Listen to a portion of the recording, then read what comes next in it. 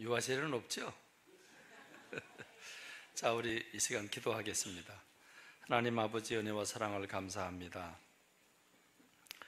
여기 있는 젊은이들, 이들의 우리의 미래가 있고 우리 꿈이 있습니다. 이들에게 이 나라의 미래가 있고 우리 교회의 미래가 있고 가정의 미래가 있습니다. 하나님, 이들에게 복을 주옵소서.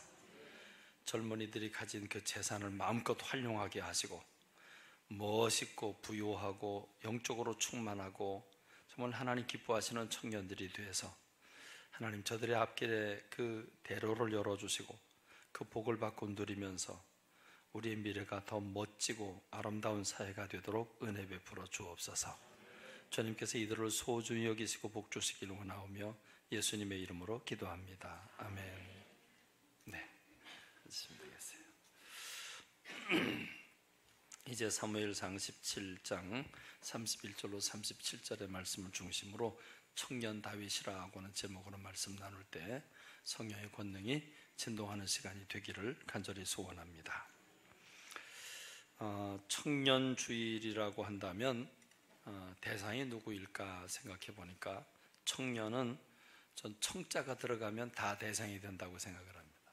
그러니까 청소년도 되고요, 그러니까 학생부죠. 그 다음에 대학부, 청년부, 청년부, 청년이 되겠고요. 그 다음에 청장년까지도 가능하다고 봅니다. 근데 청장년까지 다 일어나라고 하면 청장년은 이미 또 결혼도 하고 다 그래서 청장년까지 오늘 말씀에 다 포함이 되지만 꽃은 청년까지만 드렸습니다. 이 청자는 푸를 청자를 쓰고 있죠. 푸르다고 하는 뜻을 가지고 있습니다. 이 푸른 것은 늘 희망을 상징하죠. 에너지를 상징합니다. 그래서 생각해 보니까 청소년들은 5월달에 막 새싹이 나오는 연녹색의 색깔이 아닐까. 그리고 청년들은 6월달에 그 초록의 색깔이 아닐까.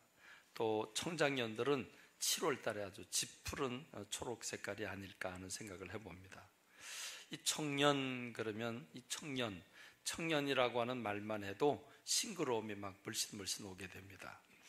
여러분 청량리에서 기차를 타려고 ITX 타려고 하면 이제 어느 방향으로 가는지 표시가 돼 있잖아요. 청춘 ITX 이렇게 써 있어요. 그 청춘 그럴 때 떠오르는 이미지, 청춘 ITX 그러면 떠오르는 이미지가 뭡니까? 여러분 어때요? 청량리 춘천이 느껴집니까? 아니면 청춘이 느껴집니까? 청춘이 느껴진 분은 좀 젊은 분들이고 청량리와 춘천이 보이면 좀 맛이 갔어요. 청량리와 춘천을 의미한 거지만 그래도 청춘이 보여야 되는 줄로 믿습니다. 그래서 청춘 ITX 그러면 참 부를 때마다 참 보기 좋아요. 참 듣기 좋아요. 춘천을 생각하면 늙은 춘천이 아니라 늘 젊어 있는 청춘의 춘천을 생각하니까 기분이 좋습니다. 청년의 때는 왜 좋을까? 청년은 왜 좋을까 생각해 보니까 제가 생각한 세 가지로 생각을 했습니다. 이 세 가지가 있어서 좋다 생각을 했습니다. 첫째는 건강이 있어서 좋고, 두 번째는 에너지가 있어서 좋고, 세 번째는 시간이 있어서 좋다 생각을 했습니다. 근데 장년이 되면서 노년이 되면서 건강과 에너지와 시간이 자꾸 줄어들어요. 근데 젊은이들은 이게 넘치는 가운데 있는 시즌입니다. 이 건강이 있다고 하는 말, 이 세 가지, 건강과 에너지와 시간을 생각하면서 첫 번째로 건강이 있다고 하는 것은 아픈 데가 없다는 말이죠. 젊은이 때는 뭐 특별한 분들 소수 빼놓고는 대부분은 다 건강하죠. 건강이 있다고 하는 걸 고마워하지 않습니다. 당연히 건강하니까. 젊을 땐 건강이 있습니다. 그러니까 불편한 곳이 없어요. 뭐 불편하다. 이제는요, 저 같은 경우만 해도 이젠 밥 먹으러 갈 때 탁자가 있는 데 갔으면 좋겠어요. 의자가 있는 데 갔으면 더 좋겠어요. 그게 더 편하니까. 그러니까 그냥 바닥에 앉으려니까 좀 불편해요. 근데 젊은이들은 불편한 게 없죠. 먹는 것마다 왕성하게 소화가 됩니다. 그래서 젊은이들이 약간 착각을 해요. 아무리 먹어도 살 안 찐다. 근데 그건 착각입니다. 젊을 때 내 내부의 신체 기관들이 왕성해서 소화를 잘 시키니까 그 살이 좀 덜 찌는 겁니다. 그런데 나이살이라는 게 있죠. 나이가 되면 소화력도 좀 떨어지고 운동도 좀 둔화되고 하니까 살이 찌게 마련입니다. 그러니까 아픈 데가 없고 불편한 데가 없고 뭘 먹어도 왕성하게 소화를 시키니까 겁이 없어져요. 그러니까 뭘 하든지 뭐든지 할 수 있습니다. 뭐든지 할 수 있기 때문에 가능성이 있어요. 그 다음에 열린 마음이 있어요. 자신감이 있어요. 뭘 해도 할 수 있다고 하는 이 가능성을 가지고 자신감이 있는 게 청년의 시즌입니다. 운동도 젊을 땐 뭐든지 다 해도 되지만 나이가 들면서 해야 될 운동이 있고 하지 말아야 될 운동들이 있습니다. 그런데 젊은일 때에는, 청년일 때에는 그런 거 전혀 관계없이 어느 운동을 해도 관계가 없죠. 그러나 장년과 노년이 되면 하나 둘 고장이 납니다. 불편한 데가 생기기도 하고 면역력이 떨어져서 또 질병을 얻기도 합니다. 둔해지고 자신감이 약해지고 그래서 마음이 자꾸 다치게 되는 게 이제 노년의 시즌입니다. 자, 두 번째로 에너지가 왕성하다고 하는 것은 생명력이 넘치는 걸 가리키죠. 생명이 있는 곳에는 생기가 있습니다. 살아있는 기운이죠. 살아있는 기운이 있어요. 생기. 이 기운이 있다는 얘기는 에너지가 있다는 거죠. 그래서 이 에너지가 운동력을 일으키고 그 운동력 열정을 가져다 줍니다. 무슨 일을 하든지 피곤하지 않아요. 또 지치지 않습니다. 물론 젊은이들도 지치긴 하지만 쉽게 지치지 않는다는 말입니다. 밤을 새우고라도 해야 될 게 있으면 밤을 새워도 뭐 그렇게 건강에 해치는 일이 별로 없습니다. 그러니까 열정이 있고 파워가 있습니다. 그리고 다이나믹한 그런 활동성이 있죠. 노년이 되면 생명력이 조금씩 식어져 갑니다. 그래서 장년의 과정을 거쳐서 노년이 되면서 생명력이 식어집니다. 기운도 자꾸 떨어지게 됩니다. 그러니까 열정이 식어지죠. 뭘 할 수 있는 자신감이 식어지게 됩니다. 행동이 느리고 열정도 식어지게 되고 그래서 사건을 바라보는 눈이 소극적이거나 또는 수동적으로 변하게 됩니다. 또 세 번째는 청년 시절에는 시간이 있어요. 시간이 많아요. 시간이 있다. 나 오늘 시간 없어. 바쁘다는 말이죠. 바쁘면 여유가 없어집니다. 시간이 있으면 여유가 있어요. 그래서 청년의 때는 여유가 있죠. 한 번, 두 번 뭘 해보고 실패를 해도 인생에 큰 마이너스가 되지 않습니다. 오히려 그건 좋은 경험이 될 수 있습니다. 그러나 노년은 한 번 넘어지면 치명적이고 나이가 많을수록 미래는 점점 더 줄어들게 됩니다. 시간이 있다는 것은 한마디로 말하면 미래가 있다는 겁니다. 청년 시절에는 그 미래를 내다보면서 꿈꾸는 시즌입니다. 꿈을 꾸고 비전을 가집니다. 미래를 내다보면서 난 이런 사람 되겠다고 하는 그 꿈에 부풀려서 흥분된 가운데 삶을 살아가는 시즌이 청년 시즌입니다. 그렇습니다. 이 청년들의 삶을 생각하면 마냥 좋을 수밖에 없습니다. 그런데 인생이라고 하는 게 참 과제가 있습니다. 문제가 있습니다. 인생이 내가 지금 누리고 있는 그 청년 시절이 얼마나 좋은지, 이 건강이 얼마나 감사하고 이 에너지가 얼마나 감사하고 시간이 많다고 하는 게 얼마나 감사한지, 미래가 있다는 게 얼마나 감사한지 그걸 귀하게 느끼면 좋은데 이게 좀 지나간 다음에 느끼게 돼요. 그래서 청년일 때에는 그냥 청년으로만 생각하지 우리 때가 인생의 황금기다 이런 생각을 잘 못해요. 그러므로 오늘 이 말씀을 통해서 우리 청년들이 여러분이 인생의 황금기를 살고 있다고 하는 사실과 여러분들은 이런 건강을 가지고 있기 때문에 자신감을 가지고 열정을 가지고 미래를 향해서 힘차게 달려가는 여러분들이 되는 그런 복된 시간들이 되기를 바랍니다. 그런데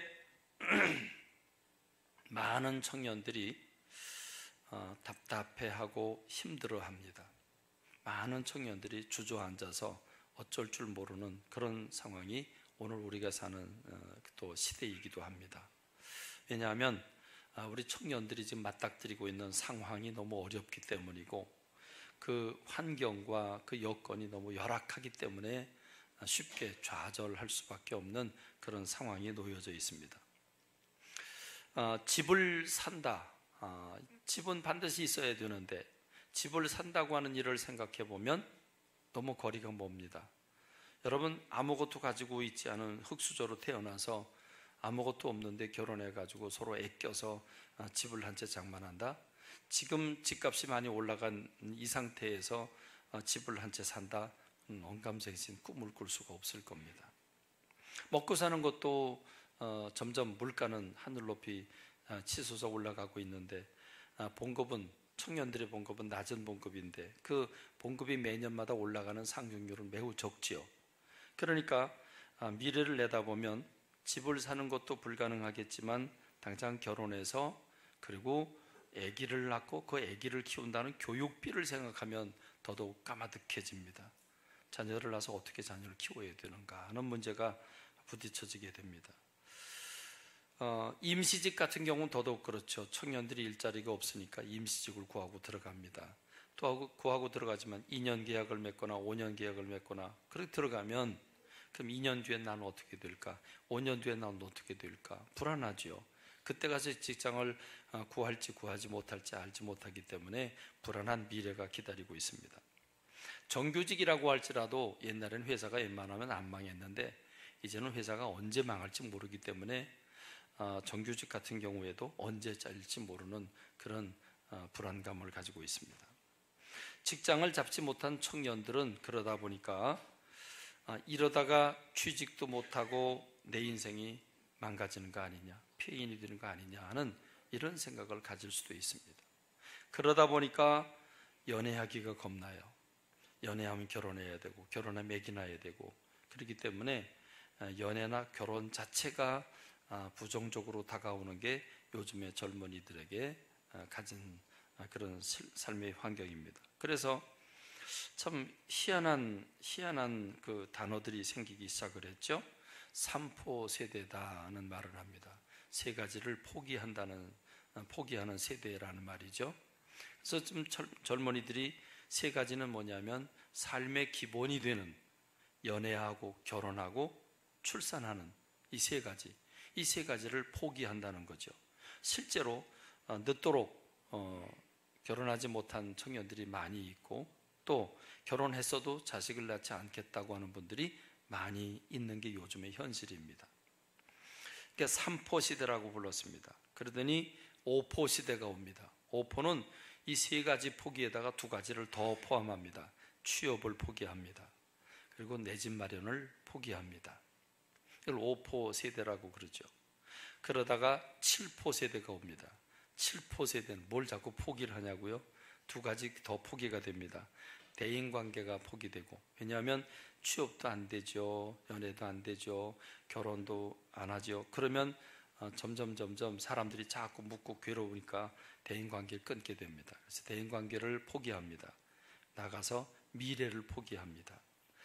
자, 7포까지 갔으면 끝나야 되는데 9포까지 갑니다. 9포는 뭡니까? 또 9가지가 포기되는데 이 7가지, 연애, 결혼, 출산, 취업, 내 집 마련, 대인관계, 미래, 여기로부터 두 가지가 더 포함됩니다. 그러니까 대인관계도 그렇고 이제 싫고 하니까 이제 외모 관리를 포기합니다. 그 다음에 건강을 포기합니다. 여러분, 이렇게 되면 전부 포기하는 거죠. 그래서 N포 세대라 이렇게 말합니다. N이라고 하는 말은 넘버라고 하는 말이지만 우리가 똑같이 나눈다고 할 때 N분의 1 이렇게 얘기하잖아요. 이 N이라고 하는 무한한 숫자입니다. 다시 말하면 전부 포기하는 세대를 N포 세대라 이렇게 얘기를 합니다. 저는 설교 준비를 하면서 이런 단어들이 백과사전에 실려 있는 줄 몰랐어요. 국어사전에 실려 있는지 몰랐어요. 근데 이 국어사전에도 실려 있어요. 이런 걸 보면서 참 가슴이 아프다. 왜 여기까지 오게 되었을까? 물론 상황과 환경과 여건이 열악하고 점점 더 바늘구멍이 되고 점점 더 돈 벌기 힘들어지고 점점 더 취업하기 힘든 건 사실이지만 어떻게 포기라고 하는 단어까지 오게 됐을까? 이런 생각을 합니다. 따지고 보면 우리가 어렸을 때가 더 어렵지 않았을까 하는 생각도 가끔 해봅니다. 저희 어렸을 경우에는 생존 자체가 힘들었습니다. 생존이라고 하는 말은 밥을 먹고 생명을 유지하는 일인데 밥 먹는 때거리조차 보충이 안 되던 때였습니다. 그러니까 내려 3년 동안 국수만 먹는다든지 뭐 죽만 먹는다든지 이런 건 뭐 다반수였고요. 밥을 먹어도 아침에 밥을 먹으면 밥을 할 때 쌀로 밥하는 게 아니라 맨 밑에 보리를 3분의 2쯤 집어넣고 그 위에다가 쌀은 살짝 한 줄로 쌀을 얹고, 그리고 그 위에다가 감자, 고구마, 콩 이런 거 집어넣고, 그리고 이제 밥이 자작자작이 물이 잦아질 때면 밀가루를 버물버물해서 그 위에 뿌려놓고, 그리고 밥을 뜰 때에는 싹 걷어내고 하얀 밥만 딱 해서 환자인 아버님에게 딱 드리고, 그리고 나머지는 다 뒤섞어서 먹는데 뭐 보리가 거의 대부분이죠. 그런 밥을 먹고 나서도, 그런 밥을 먹었는데도 먹고 나서도 상을 치우기도 전에 오늘 점심은 뭘 먹어야 되는가? 그 오전에 손님이 안 오면, 오전에 수입이 없으면 점심은 굶어야 되는 상황이 도래하게 되는 겁니다. 그런 세대. 그래서 저희 어머니는 이런 얘기를 하셨습니다. 하루에 밥 3끼를 걱정하지 않고 먹을 수만 있게 된다면 난 더 이상 바랄 게 없다. 그 말씀을 어렸을 때 제가 귓가에 들으면서 그게 그때는 무슨 말인지 잘 몰랐어요. 내가 밥해야 되는 거 아니니까. 그렇죠? 그러니까 하루 3끼 생존마저도 보장이 안 되는 시대를 살고 있었기 때문에, 우리 시대에는 어딘지 원서만 내면 다 합격을 하고 다 그랬냐? 아니거든요. 그러니까 어느 시대나 어려운 상황은 맞닥뜨려 있고 어느 시대나 여건이 힘든 건 사실인데 지금이 더 열악한 건 사실일 겁니다. 그런데 문제는 어떤 상황에 처하느냐가 문제가 아니라 그 상황을 바라보는 시각이 어떠냐.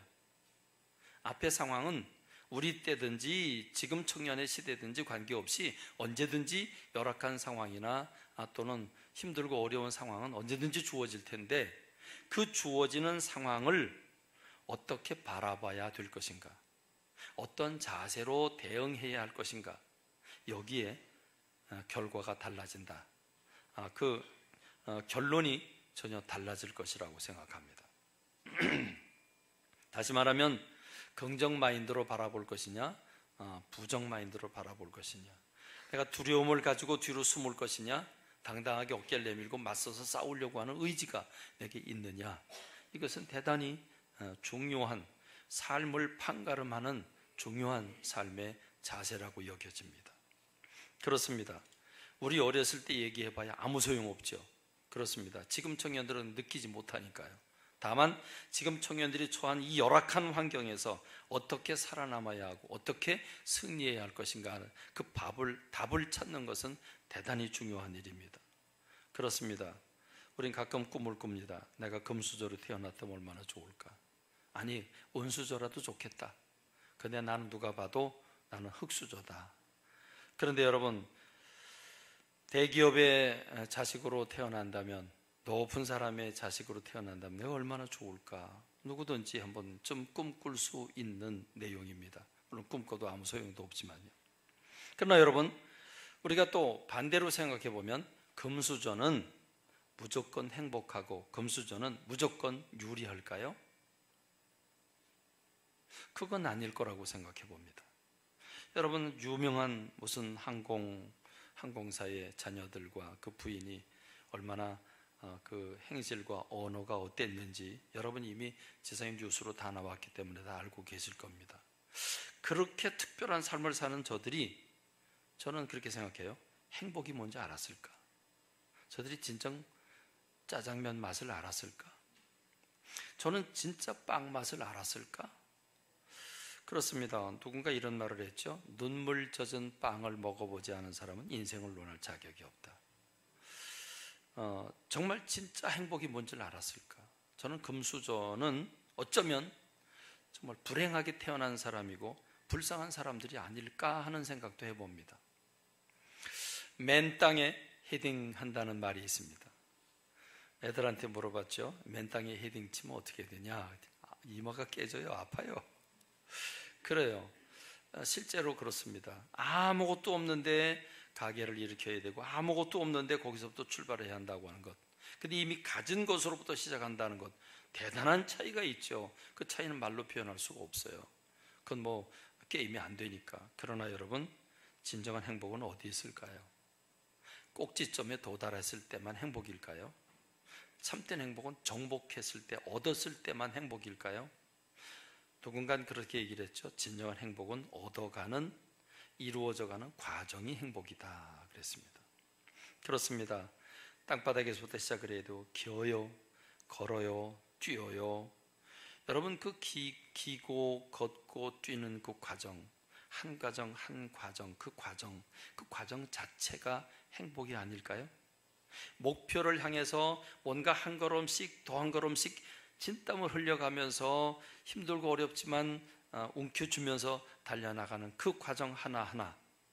그래서 사골세방에서 전세를 얻었을 때 그 행복감, 전세로 살다가 집을 장만했을 때 그 행복감, 여러분, 그 행복감은 누구도 이해할 수 없는 정말 귀한 행복감이 될 것입니다. 어쩌면 그렇게 이루고 살아가는 것, 그런 과정을 가지고 살아가는 것, 그게 진정한 인생이 아닐까 싶습니다. 어떤 면에서는 결혼하는 청년들이 모든 걸 완벽하게 다 갖추고 결혼하는 것은 불행의 시작이 아닌가 생각됩니다. 좀 모자라게 시작해야 되고, 좀 가난하고 좀 어렵긴 하지만 그게 불행처럼 보일 수도 있지만 거기로부터 허리띠를 졸라매고 하나하나 이루어가는 그것이 소박한 행복이고 그것이 진정한 행복이 아닐까 하는 생각을 해봅니다. 저는 오늘 본문 다윗과 골리앗과의 관계를 통해서 우리 젊은이들이 정말 다윗처럼 승리하는 젊은이들이 되길 원합니다. 오늘 우리가 처한 환경은 골리앗과 같은 상황일 것입니다.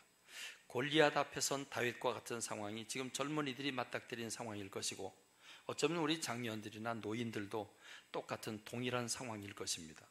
우리 모두가 우리가 맞닥뜨리고 있는 상황이 어떤 상황이냐가 중요한 게 아니라 그 상황을 어떻게 받아들일 것이냐가 더 중요한 줄로 믿습니다. 우린 그것을 이 골리앗과 다윗의 관계를 통해서 충분히 입증할 수 있습니다.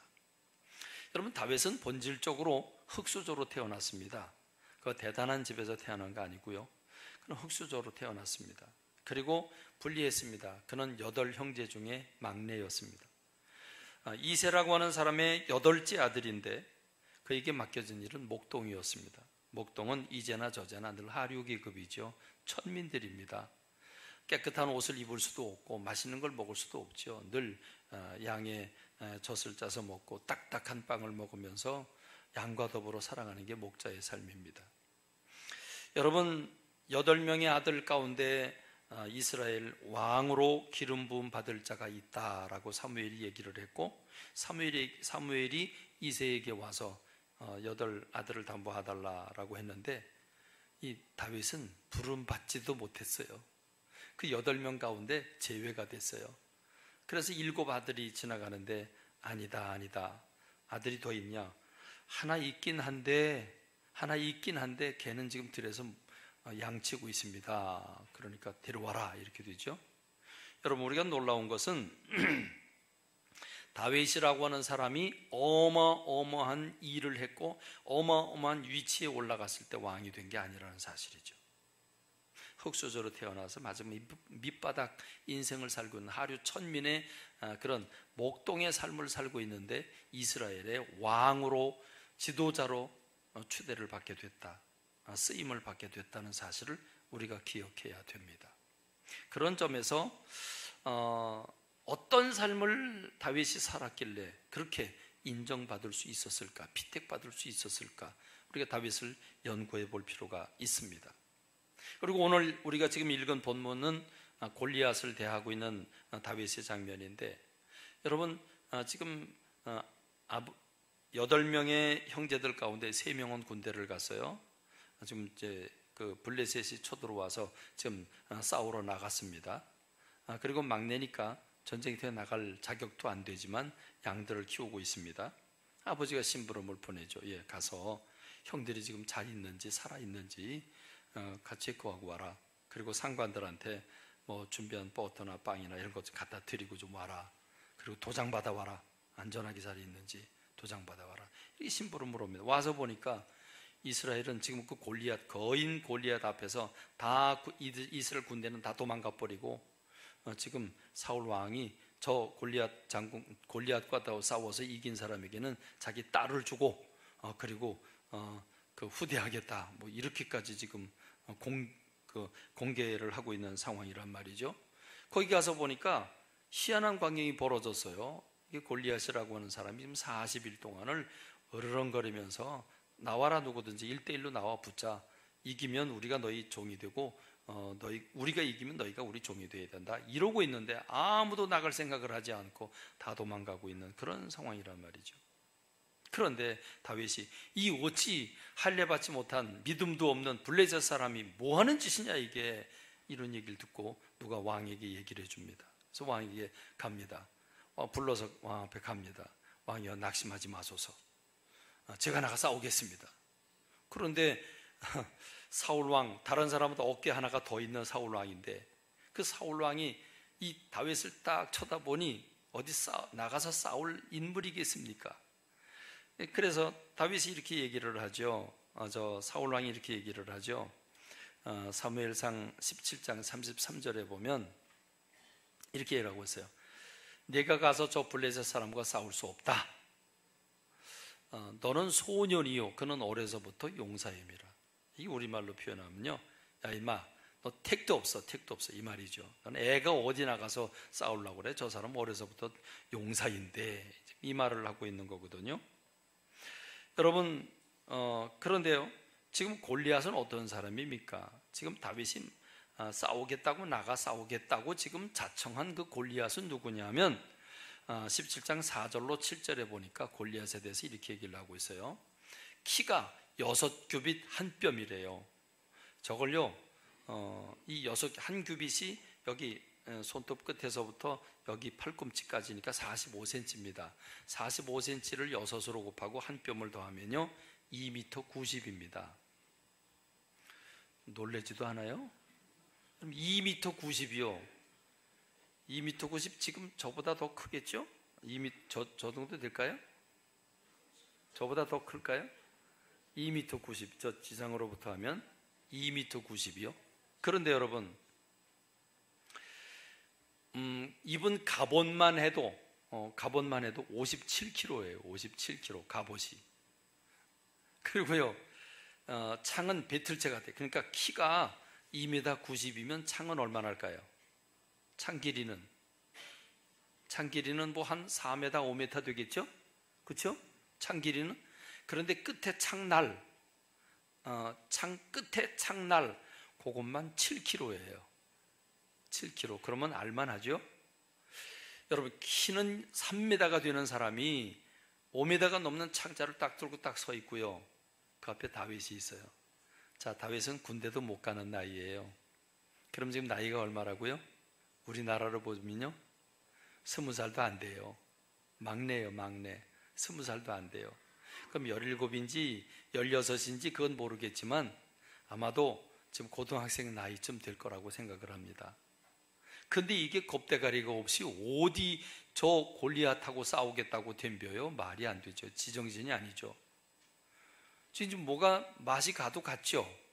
그럼 어떻게 그 골리앗과 싸우겠다고 나서는 거냐, 이 말이죠. 드디어 앞에 서요. 앞에 서는데요, 여러분, 골리앗이 보니까 다윗이 어떻게 보이냐면 젊고 얼굴이 붉고 그리고 아름다웠다 그랬어요. 그러니까 여러분, 얼굴이 왜 붉어요? 아직 뭐가 있어요? 얼굴에? 아직, 네? 여기는 얼굴이 허였네. 얼굴이 붉어요. 그럼 뭐가 있어요 아직? 그래서 우리가 이런 말을 하죠. 머리에 피도 안 바르는, 아직 홍조를 띠고 있어요. 아직 핏기가 있어요. 얼굴이 아름답다는 말은 이게 애소년 같다는 말이죠. 그 말이에요. 그러니까 골리앗 장군이 보니까 이게 애가 나와 있는 거예요. 애가. 여러분, 이 상황입니다. 그러니까 골리앗과 다윗의 이 대결은 한마디로 말하면 도저히 뛰어넘을 수 없는 상황, 도저히 이걸 맞닥뜨려서 해결할 수 없는 불가항력적인 그런 상황이라는 거죠. 그래요. 오늘 우리 앞에 이런 거대한 골리앗과 같은 장벽이, 그것이 주거 비용이라든지 자녀 교육이라든지 또는 취업이라든지 또는 결혼을 비롯한 많은 장벽들이 우리 앞에 있다고 가정해 보십시다. 그런데 다윗이라고 하는 사람이 도전하고 있다고 하는 사실을 우리가 기억하십시다. 그러면 다윗이라고 하는 사람은 왜 무모한 도전을 하고 있을까요? 다윗은 왜 그렇게 믿음이 진짜 좋았을까요? 그럼 순전한 하나님의 기적만 바라고 그리고 그 믿음으로 일어섰을까요? 그렇지 않습니다. 사무엘상 17장 34절로 35절 우리가 읽은 성경 말씀을 보면, 자, 아서라 넌 아니다, 넌 아니다. 너는 아직 애고 저 사람은 어려서부터 용사야. 그랬더니 지금 다윗이 대답하고 있는 겁니다. 다윗이 뭐라고 대답을 합니까? 주의 종이 아버지 양들을 지킬 때에 사자나 곰이 와서 새끼를 물어가면 내가 쫓아가서 그것을 치고 그 입에서 새끼를 건져냈고, 그래서 분한 사자와 곰이 자기를 덮치려고 하면 내가 그 수염을 잡고 쳐 죽였습니다. 세상에, 전 생각해 봤어요. 전 동물원에 있는 또는 동물의 왕국에 있는 사자밖에 못 봤는데, 여러분, 사자의 그 몸무게가 그게 보통입니까? 사자의 크기, 곰의 그 크기가 보통입니까? 근데 수염을 잡고 때려 죽였다? 와, 여러분, 전 이걸 그게 가능한가 아닌가, 거짓말인가 아닌가, 그걸 나누기 전에 이렇게 했다는 사실은 뭘 얘기해 주고 있습니까? 여러분, 지금 만일 우리 청년들 8째 막내 아들한테 가서 야, 넌 가서 양이나 쳐, 이렇게 얘기를 했다면 아마 이렇게 화를 내고 뛰쳐나고 가출을 하고 이러지 않았을까요? 지금 다윗이라고 하는 사람은 막내라고 이게 대접도 못 받으면서 그리고 양을 치고 있는데, 그는 자기가 맡은 양, 지금 뭐라고 말합니까? 아버지의 양을 지킬 때, 자기 양이 아니에요. 아버지 양을 지킬 때 한 마리라도, 새끼 한 마리라도 난 뺏기지 않겠다. 그 철저한 책임감. 그 책임감이 어디서 나옵니까? 사자가 물어가면 이건 어쩔 수 없어, 이래야 정상인데 쫓아가서 후려치고 그리고 입에서 뺏어냈다. 그리고 자기한테 덤비면 수염을 잡고 때려 죽였다. 여러분, 이건 뭘 얘기해 주고 있습니까? 그의 책임감과 더불어 자기가 맡은 일에 대해서는 한 마리도 뺏기지 않겠다고 한 그 열정, 여러분, 성실함, 그렇죠? 적당히 키운 게 아니에요. 적당히 시간만 때운 게 아니에요. 원망하고 불평하면서 뭐야 이거, 나는 왜 내가 말지로 태어나가지고 흙수저로 태어나서 이게 내가 지금 뭐야, 이러고 불평하고 있는 게 아니라 자기에게 맡겨진 삶을 억울하고 화가 나지만 전혀 그런 티를 보이지 아니하고 오히려 거기서 하나님을 찬양하고 기도하면서 그는 실력을 갈고 닦았다는 말이죠. 여러분, 이게 한두 번 이렇게 된 게 아니잖아요. 그래서 다윗이 얘기를 하는 겁니다. 주의 종이 36절로 37절에 보면 사자와 곰도 쳤은즉 살아계시는 하나님의 군대를 모욕한 이 할례받지 않은 블레셋 사람이겠습니까? 그가 짐승 중 짐승의 하나같이 될 것입니다. 여호와께서 나를 사자의 발톱과 곰의 발톱에서도 건져내셨은즉 나를 이 블레셋 사람의 손에서도 건져내실 것입니다. 여러분, 그러니 더 이상 말릴 힘이 없죠. 그러니까 사울 왕이 그래, 알았다, 그럼 가라. 그리고 기껏 할 수 있는 말은 하나님께서 너와 함께 하시기를 원하노라 이럽니다. 그리고 자기 갑옷을 벗어서 다윗에게 입혀줍니다. 근데 여러분, 다윗은 아직 나이 어리고 그리고 사울은 다른 사람보다 어깨 하나가 더 있어요. 그 갑옷을 입혀주니 질질 끌리고 무겁지요. 그거 벗어 던져놓고 그리고 물맷돌을 가져가죠. 막대기에 물맷돌 한번 좀 보여줘 보죠. 여기에 막대기만 안 걸었다고 보면 돼요. 저 줄에다가 끝에 보면 이렇게 보자기처럼 만들어 놓고 저기에 돌을 끼는 거죠. 그리고 이제 돌리는 거죠. 돌리고 놓으면 이제 돌이 날아가도록 되어 있는 건데, 새총과 같은 구조지만 이건 돌려서 이제 날리는 거죠. 자, 그래서 골리앗 장군과 더불어서 이제 싸우는데 성경에 보면 달려가면서 물맷돌을 던졌다고 나와요. 근데 급소를 맞췄다 이렇게 나오죠. 근데 여러분, 그러면요, 다윗이라고 하는 사람이 양을 키우면서 그 사자들을 향해서, 곰을 향해서 또는 늑대들을 향해서 물맷돌을 몇 번 정도 돌렸을까요? 몇 번? 여러분, 이건 수백, 수천, 수만, 수백만 번 했겠죠. 그렇죠? 그러니까 고정시켜 놓고 있는 거를 물맷돌을 던져서 맞추기도 힘든데 달려가면서 맞췄다고 한다면 여러분, 이건 그냥 도사라는 얘기거든요. 그러니까 그의 삶에서 그에게 주어진 삶을 원망하고 불평하지 아니하고 정말 열과성을 다해서 그걸 감당하기 위해서 수많은 노력을 했다는 거죠. 양을 지키기 위해서. 이런 노력이 이런 삶의 자세를 가지고 있을 때 골리앗 장군을 딱 맞닥뜨리게 되니까 저거 뭐야? 그러고 이제 나가게 되는 거거든요. 근데 평소의 삶이 게으르고 나약하고 자기 관리도 못하고 그리고 이렇게 사는 사람이라면 딱 쓸만한, 정말 필요할 때 사람을 부르게 되면 그런 능력이 준비가 되지 않았기 때문에 쓰임을 받을 수가 없죠. 그러니까 오늘 우리가 왜 시대가 이러냐고 불평하고 원망하기 전에 오늘 우리가 내게 주어진 삶을 최선을 다해서 살아야 되는 줄로 믿습니다. 그리고 여기에 다윗이 가진 것은 단순히 자기 실력만이 아니죠. 거기에 플러스 알파로 하나님의 능력을, 하나님께서 나로 사자의 발톱과 곰의 발톱에서 지켰은즉 저 사람에게서도 나를 지켜주실 줄로 믿습니다. 그러면서 너는 칼과 창을 가지고 내게 오지만 나는 만군의 여호와 이름으로 내게 가노라고. 난 만군의 여호와 이름으로 내게 가노라고. 여러분, 그래서 이 다윗이라고 하는 사람은 거대한 넘지 못할 장벽 골리앗을 쓰러뜨립니다. 오늘 우리도 우리 앞에 놓여진 장벽이 아무리 높고 거대하다고 할지라도 다윗과 같이 성실한 삶을 살고 여기에 하나님을 향한 전능하신 하나님을 믿는 믿음이 가미될 때, 여기 얹어질 때 역사가 일어나게 되는 줄로 믿습니다.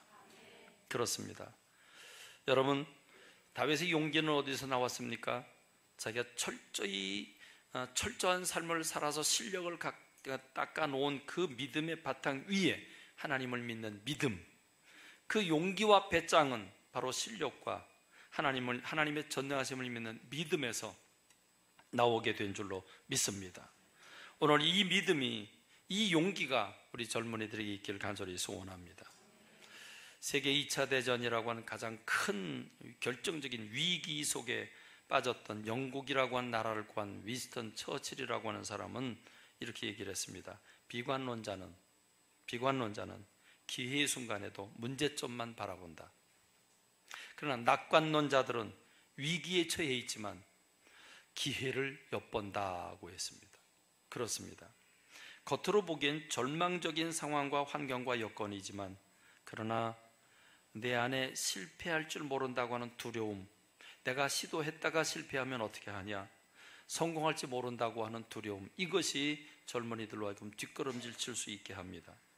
그렇습니다. 두려움은 삶을 움츠러들게 하고 미래를 보지 못하게 하고 현실을 부정하게 만듭니다. 그건 어둠의 힘입니다. 여러분, 지금 이스라엘 백성들은 다 뒤로 도망갔어요. 왜요? 겉으로 보이는 골리앗이라고 하는 거대한 장벽만 바라보았기 때문입니다. 그러나 다윗은 도망가지 않았습니다. 다 도망가지만 그는 자기 자신의 실력과 더불어서 하나님의 역사하심을 믿고 그는 달려나갑니다. 그렇습니다. 여러분, 오늘 우리들에게 필요한 것은 무엇입니까? 누군가 이런 말을 했습니다. 내가 가진 검이 짧다고 생각된다면 한 걸음 더 바짝 나아가라 그랬습니다. 저 사람이 검은 이만한데 난 요만하다고 불평만 하고 있으면 안 된다는 거죠. 검이 짧으면 더 민첩하게, 더 적극적으로 대처해야 된다는 말이죠. 더 한 걸음 다가가야 된다는 말이죠. 여러분, 언제나 우리는 완벽한 조건이 구비되면 뭘 하겠다고 하는 생각을 가지고 있지만 아무리 완벽하게 준비를 해도 막상 어떤 일이든지 시동을 걸게 되면 언제나 상황은 뒤틀리게 돼 있고 방해가 나타나게 돼 있고 올무가 있게 마련입니다. 그러므로 우리는 완벽한 상황을 기대할 게 아니라 오히려 그 열악한 환경 속에서도 한 걸음 더 바짝 가겠다고 한 열정이 우리들 속에 있어야 되는 줄로 믿습니다. 누군가 행복의 반대는 불행이 아니다. 행복의 반대는 불평불만이고 비교와 비판하는 것이고 비난하는 것이고 비관하는 것이고 비하하는 것이다 그랬습니다. 그러고 보니까 나쁜 건 전부 비읍으로 돼 있어요. 또 누군가 재밌는 얘기를 했어요. 비관론자의 행복론은 비관론자 어디에도 행복은 없다. Nowhere, nowhere. 어디에도 행복은 없다. 그런데 여러분 W 하나를 왼쪽으로 딱 붙여보세요. W만 왼쪽으로 옮겨보세요. 그러면 낙관론자의 행복론은 now, here가 된다.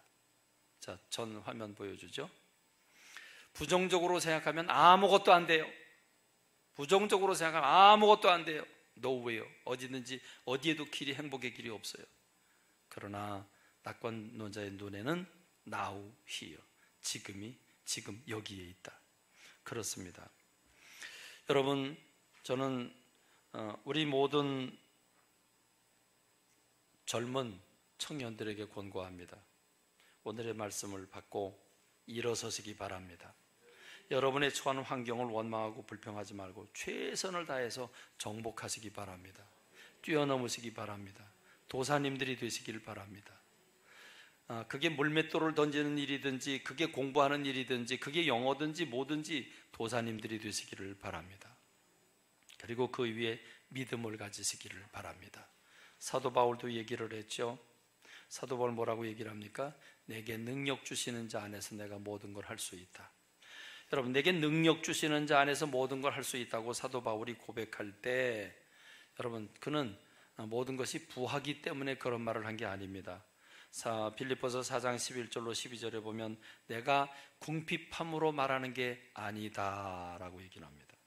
어떠한 형편이든지 나는 자족하기를 배웠노니 나는 비천에 처할 줄도 알고 풍부에 처할 줄도 알아. 모든 일과 배부름과 배고픔과 풍부와 궁핍에도 이 처할 줄 아는 일체의 비결을 배웠노라 했습니다.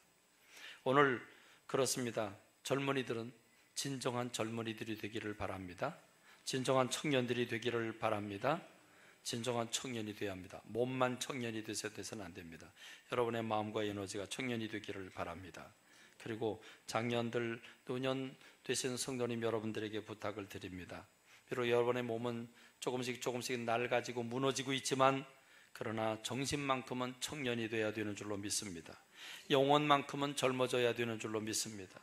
고린도후서 4장 16절에 보니까 그러므로 우리가 낙심하지 아니하노니 우리의 겉사람은 낡아지나 우리의 속사람은 날로 새로워지도다 했습니다. 그러므로 청년들이 만일 두려워하고 뒤로 숨고 열정이 식어지면 몸은 청년이지만 그러면 늙은이가 될 겁니다. 그러나 몸은 나이가 들었지만 마음이 젊으면 몸은 늙었지만 청년이 되는 줄로 믿습니다. 인천 상륙작전이라고 한 영화의 주인공은 메가더 장군인데 메가더 장군은 인천 상륙작전 성공률이 5000분의 1 확률이었지만 그걸 시도했다고 영화 속에 얘기합니다. 영화 속에서 이런 대화가 나오죠.